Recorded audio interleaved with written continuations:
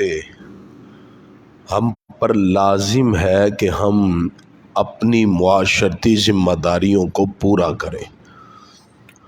معاشرہ لوگوں کے ملنے سے بنتا ہے اور معاشرے میں رہنے والے افراد ایک دوسرے کے حقوق میں، معاملات میں جب رعایت کرتے ہیں تو اس سے ایک خوبصورت معاشرے کی تشکیل ہوتی ہے۔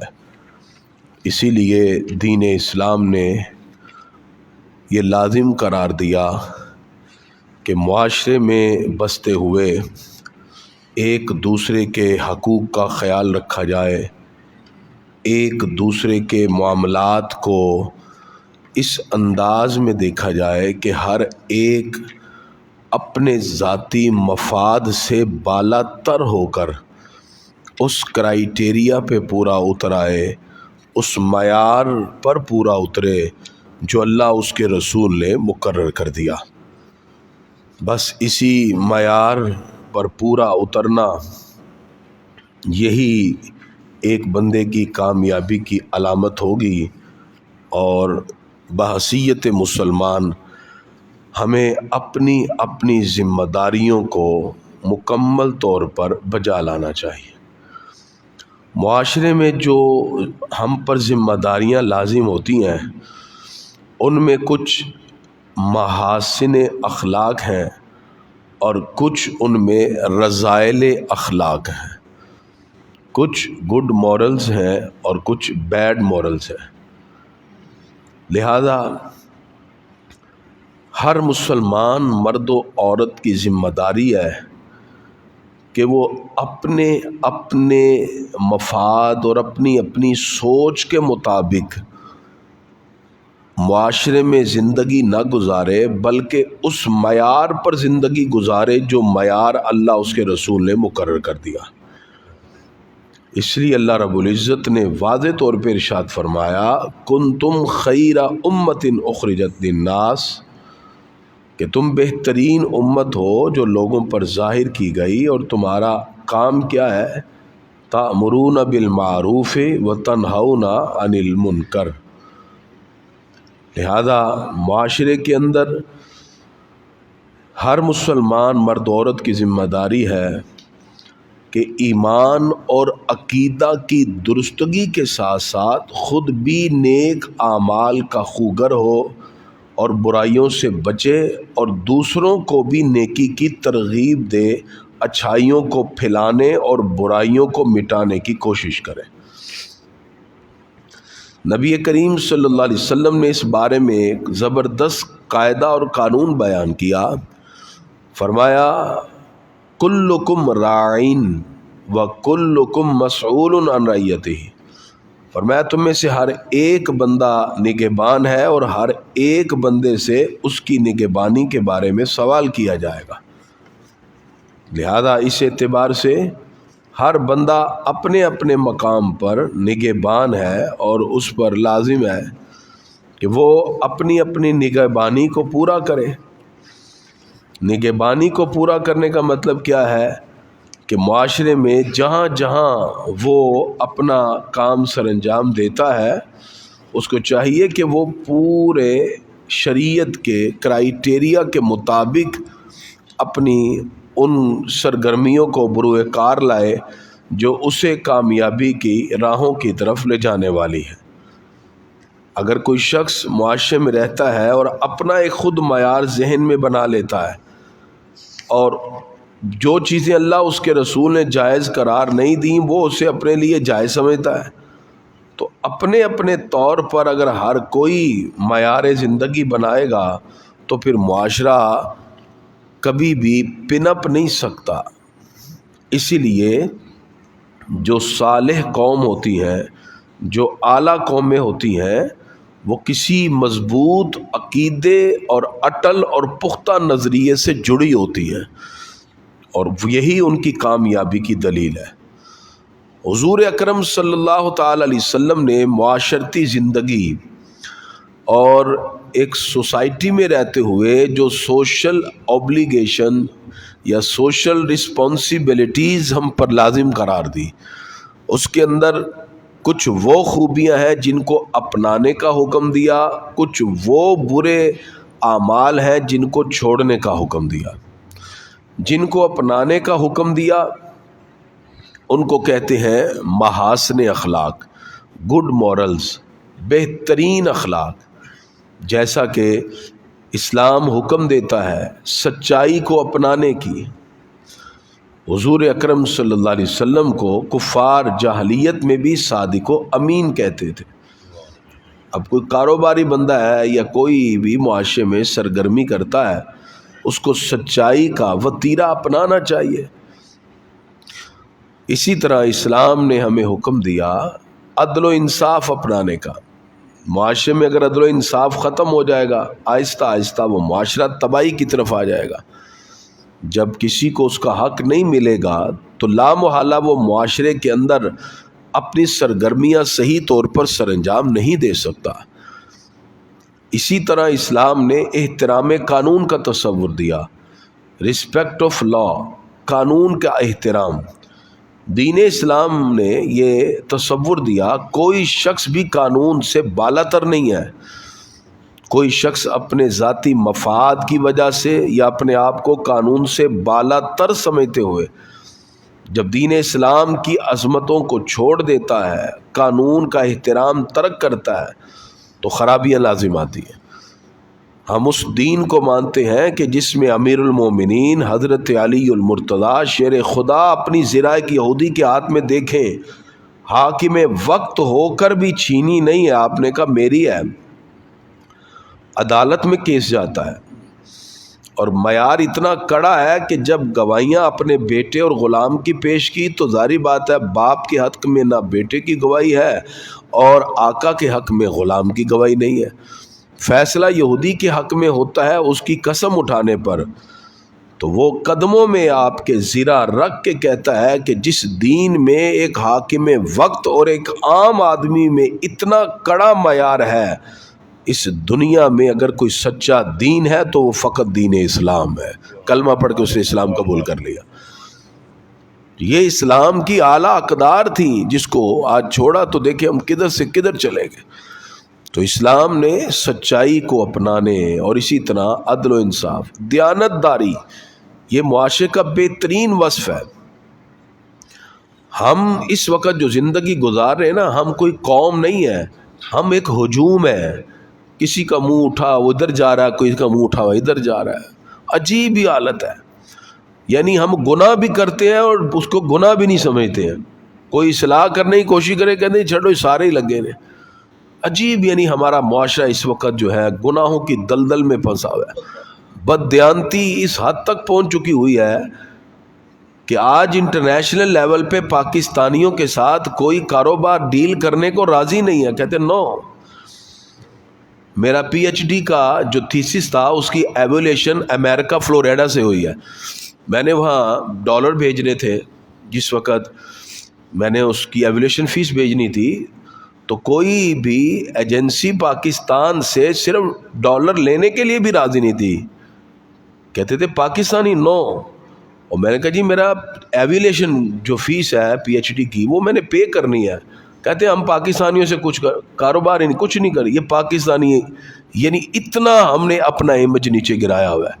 بڑی مشکل سے جا کے پھر میں نے ویسٹرن یونین والے سے ریکویسٹ کی، اس نے کہا سر 90% امید یہی ہے پیسے واپس آ جائیں گے، جانے نہیں ہیں آپ کے۔ میں کہا نہیں جائیں گے نا تو میرے جائیں گے نا، آپ بھیجو۔ وہ شکر ہے الحمدللہ وہ پہنچے۔ اس وقت مجھے احساس ہوا کہ یہ ہمارا حال ہوا ہے انٹرنیشنل لیول پہ، اتنے بددیانت ہیں ہم، جھوٹ، فراڈ، کرپشن میں سب سے آگے۔ پھر کوئی ایسا ہوتا ہے کہ بندہ گناہ کرتا ہے، غلطی، پھر اس کو احساس ہوتا ہے یار میں اپنی اصلاح کروں۔ ہم ایسی قوم ہیں، ہم کہتے ہیں ہم نے اصلاح بھی نہیں کرنی، ہمیں نہیں ضرورت ہے، دوڑ لگا جاتے ہیں۔ کوئی اچھی بات کرے ہم کہتے ہیں ہمیں ضرورت ہی نہیں ہے، ہم اپنی اصلاح کریں، ہم نے رہنا ہی ایسے ہے۔ ایسی قوم ہم بن چکے ہیں، گناہوں کی دلدل میں پھنسے ہوئے، جھوٹ، مکاری، عیاری، فراڈ، ایک دوسروں کی عزت کو اچھالنا ہمارا مشغلہ ہے۔ دیکھیں سوشل میڈیا پہ کیسے علماء سے لے کے لوگوں کی پگڑیاں اچھال رہے ہیں۔ رہی صحیح کسر ہمارے آج کے جو اینکر ہیں انہوں نے پوری کی ہوئی ہے۔ رمضان کا اتنا پیارا مقدس مہینہ، چاہیے تو یہ اس میں بات ہو تقویٰ کی، پرہیزگاری کی، اخوت کی، بھائی چارے کی، سوشل ڈیولپمنٹ کی، اسپرچویلٹی کی ڈیولپمنٹ کی، روحانیت کی امپروومنٹ کی۔ میڈیا پہ کیا ہو رہا ہے؟ فرقہ واریت، چھوٹے چھوٹے فروعی مسائل اٹھا کے بیٹھ جاتے ہیں، علماء کو آن لائن لے رہا ہے، کوئی کس طرح لے رہا ہے، وہ اس کی پگڑی اچھال رہا ہے، وہ اس کی اچھال رہا ہے۔ کیسا یعنی یورپ نے پیسہ لگایا ہوا ہے، یہ یہودی پیڈ میڈیا ہے کہ ان لوگوں کو دین کے بارے میں اس طرح ٹینشنیں دو، دین کے بارے میں یہ لوگوں کے ذہنوں سے کہتے ہیں یہ تو آپس میں لڑ رہے ہیں۔ چینل پہ یہ ہو رہا ہے۔ رمضان شریف ہے، رمضان میں ایک مقدس مہینہ ہے، لیکن کیا ہے وہ فروعی اختلاف جو صدیوں سے حل نہیں ہو سکے، ایک میڈیا اینکر بیٹھ کے 40 منٹ میں اس کو حل کرنا چاہتا ہے۔ وہ 40 منٹ میں حل کر رہا ہے جو صدیوں سے حل نہیں ہوئے۔ وہ فروعی اختلافات ہیں، اس میں پڑھنے کی ضرورت ہی نہیں ہے۔ کچھ تاریخی باتیں ہیں، ان تاریخ پر اٹھا کے آپ کیا کر لیں گے؟ فلاں نے اس کے ساتھ یہ کیا، فلاں نے یہ کیا، فلاں کا ایسے ہوگا، اچھا کیا کریں گے اب آپ؟ وہ تو دنیا سے چلے گئے، لیکن نہیں، ہماری قوم نہیں سمجھ رہی۔ اس طرح ہمارے ساتھ ہاتھ ہوا ہے۔ اقبال کہتے ہیں اے تہیہ ذوق و شوق و سوز و درد، اے سوز و درد سے خالی ہو جانے والے مسلمان، می شناسی اسر ما بماچ کرد، جانتا ہے تیرے ساتھ زمانہ کتنا بڑا ہاتھ کر گیا۔ اسر ما مارا ازما بے گانا کرد، اس زمانے نے تو ہمیں اپنے سے ہی بے گانا کر دیا۔ از جمال مصطفیٰ بے گانا کرد، ہم تو اپنے آقا کی سیرت سے بھی بے گانا ہو گئے۔ ہمیں پتہ ہی نہیں کہ حضور صلی اللہ علیہ وسلم کس طرح صحابہ کرام کی ابتدائی اسلام میں تربیت کر رہے تھے کہ پوری دنیا کے پھر وہ پیشوا بنے۔ اخلاقیات بہت بڑی چیز ہے، معاشرتی ذمہ داریاں بہت بڑا ایک ٹاپک ہے۔ تو اس لیے اسلام نے ہمیں حکم دیا ہے، ہم مسلمان ہیں، ہماری ذمہ داریاں ہیں کہ ہم کسی کے ساتھ چیٹ نہ کریں، فراڈ نہ کریں۔ صداقت، دیانت داری، امانت داری، عدل و انصاف کے تقاضے پورے کرنا، قانون کا احترام اور سیکریفائز کرنا، ایثار، یہ ہمارا وصف ہے۔ اللہ تعالیٰ نے فرمایا مومن اپنی ضرورت پر دوسرے کو ترجیح دیتا ہے، وَيُؤْثِرُونَ عَلَىٰ أَنفُسِهِمْ وَلَوْ كَانَ بِهِمْ خَصَاصَةٌ۔ لیکن ہمارے ہاں کدھر ہے کہ ایک دوسرے کو ترجیح دینا تو بڑی دور کی بات ہے، اپنے ذاتی مفاد کے لیے۔ جنگ یرموک میں زخمی لوگ پانی نہیں پی رہے اس لیے کہ آواز آتی ہے مجھے پیاس لگی ہے، ہر مسلمان کہتا ہے مجھے چھوڑو پہلے میرے بھائی کو پانی پلا کے آؤ۔ روح نکلنے والی ہے بدن سے، اس حالت میں بھی جو اتنا اعلیٰ ایثار کا مظاہرہ پیش کرے، یہ ہمارے آقا کے تربیت یافتہ تھے۔ ایک بھی پانی نہیں پی سکا، سارے ایک ایک کر کے شہید ہو گئے، صرف اپنے بھائی کی پیاس کا خیال رکھتے ہوئے دوسرے کی طرف بھیج دیا۔ کیا تصور تھے۔ اور اسی طرح اسلام نے کچھ معاشرتی ذمہ داریوں میں ہمیں کچھ چیزوں سے بچنے کا حکم دیا۔ جو بچنے کا حکم دیا اس کے اندر جھوٹ ہے۔ اسی طرح اسلام نے غیبت سے ہمیں بچنے کا حکم۔ غیبت آج عام ہے، یہیں سے نماز پڑھ کے جاتے ہیں، ادھر کھڑے ہو کے وہ کیا ہے جو ہے منٹ میں سارا کچھ گنوا دیا، سارا کچھ گیا۔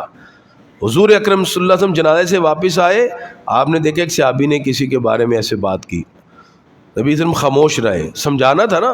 تھوڑا آگے گئے تو ایک میدان میں گدھا مرا ہوا پڑا تھا، مردار۔ آپ نے اس صحابی کو بلایا کہ ادھر آؤ، یہ اترو اور گدھے کو کھاؤ، مرا ہوا۔ عرض کہ یا رسول اللہ میں اس کو کیسے کھاؤں؟ فرمایا ابھی جو تم نے اپنے مسلمان بھائی کے بارے میں کہا ہے وہ مردہ گوشت کھانے کے برابر ہے۔ اب غیبت کو غیبت نہیں سمجھتے، بیک پیچھے۔ نبی کریم صلی اللہ علیہ وسلم نے جب کہا کہ یہ غیبت نہ کریں تو صحابہ نے عرض کیا یا رسول اللہ صلی اللہ علیہ وسلم اگر وہ عیب اس میں پایا جائے تو بھی نہ کریں۔ فرمایا اگر عیب پایا جاتا ہے تو ہی تو غیبت ہے، اگر عیب ہے ہی نہیں پھر تو تہمت ہے۔ منٹ میں ہم تہمت لگا دیتے ہیں، ہم اس کو گناہ سمجھتے ہی نہیں ہیں۔ حسد اور جیلسی، اللہ کسی کو عزت دیتا ہے۔ کسی نے پوچھا کہ حسد کسے کہتے ہیں؟ کہتے ہیں کہ اللہ کی تقسیم پر ناراض ہونا، راضی نہ ہونا۔ اللہ نے جس کو جو منصب دیا نا، اس پہ حسد کی کیا ضرورت ہے؟ ایک بندہ کل آپ کے درمیان تھا، آج وہ کسی منصب پہ پہنچا ہے، اللہ رب العزت نے اس کو عزت دیا ہے۔ حسد اتنا زیادہ، گھروں میں، فیملیوں میں شریکے بن گئے، لوگوں نے اپنے آپ کو بیماریاں لگا دی حسد کے پیچھے، کوئی بلڈ پریشر، کوئی ڈائبٹک پیشنٹ ہو گیا، لیکن حسد نہیں جا رہا. اسلام نے کیا کہا؟ کوئی حسد نہیں ہے، میں اللہ کی تقسیم پہ راضی رہو، اور رب نے جس طرح چاہا اس نے تقسیم کر دیا. تو اسی طرح اسلام ہمیں حکم دیتا ہے ہم بددیانتی سے بچیں، ہم فراڈ سے، کرپشن سے، ان سے بچیں. یہ ہمارے مسلمانوں کا ترہ امتیاز رہا. تو اس لیے کوشش کیا کریں، رمضان المبارک اب تو چند دن رہ گئے، تو اس میں اپنی اصلاح کی کوشش کریں. جہاں جہاں مسٹیک ہوئی، انسان جتنا مرضی خطا کار ہو، نادم ہو کے رب کی بارگاہ میں رجوع کرے، اللہ تعالیٰ اسے معاف فرما دیتا ہے. تو انسان کو جب ندامت کا احساس ہو جائے تو یہ بھی بہت بڑی اللہ کی طرف سے نعمت ہے. تو اس لیے گرامی حضرات، ایک ہے کہ برائی کا عام ہو جانا، ایک ہے اس کو تدارک کے لیے کوشش کرنا. تو یہ ہم سب کوشش کریں مل کے. تو یہ ساری معاشرتی اصلاحی باتیں ہم اپنے گھروں سے شروع کر کے ایک اچھا معاشرہ تشکیل دے سکتے ہیں. اور نا امیدی تو ویسی گناہ ہے، اس لیے نا امید کبھی بھی نہیں ہونا چاہیے. انسان کو ہمیشہ پوزیٹیو سوچ کر یہ قدم اٹھانا چاہیے.